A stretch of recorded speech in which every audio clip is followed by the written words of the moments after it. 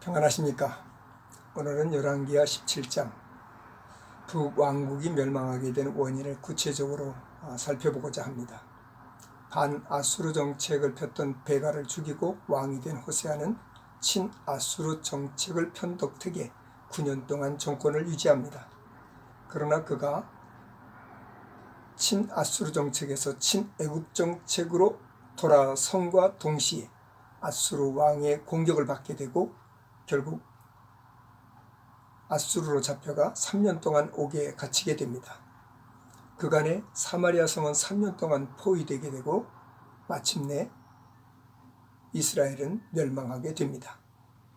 호세아는 이전의 왕들처럼 그렇게 악을 행하지 않았다고 평가를 받고 있지만 그는 하나님보다 사람을 의지한 사람이었고 하나님의 방법보다는 사람의 방법을 택했던 사람입니다.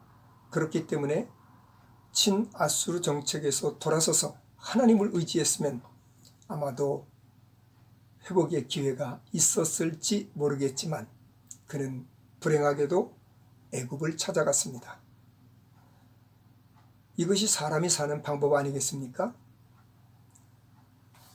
애굽은 그들이 공경에 처했을 때 전혀 도움이 되지 않았습니다. 시편 146편 3절에는 권력 있는 사람들을 의지하지 말며 도울 힘이 없는 인생도 의지하지 말라 말씀하십니다. 사람은 우리에게 의지가 되지 못합니다. 북왕국은 분열된 이후 210년 동안 19명의 왕을 끝으로 주전 722년에 완전히 멸망하게 됩니다. 7절부터 23절에는 북왕국의 멸망 원인을 자세하게 기록하고 있는데 7절, 8절에는 하나님의 은혜를 망각하고 이방신을 섬겼다. 9절에서 12절은 산당을 세우고 곳곳에 우상을 만들어 섬겼다. 13절에 15절은 선지자들의 경고를 무시했다라고 지적합니다.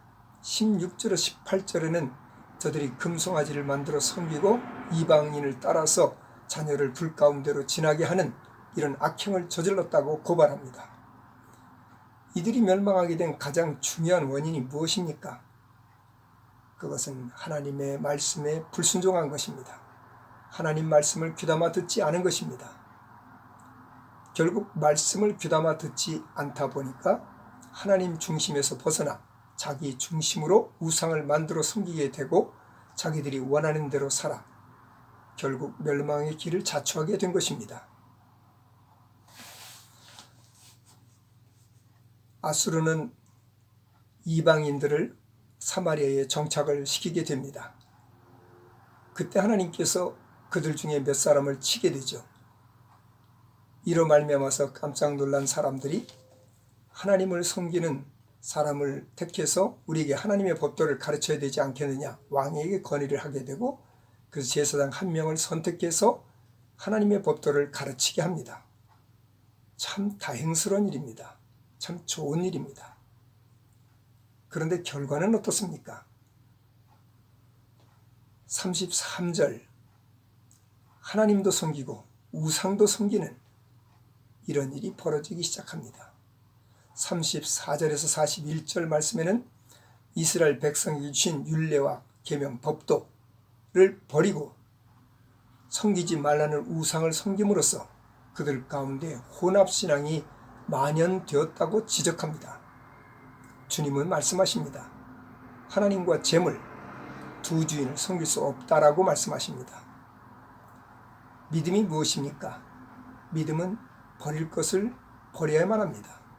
버릴 것을 버리지 않고 믿음을 유지할 수 있을까요? 오늘 이 문제에 대해서 생각하며 보내는 하루가 되기를 바랍니다.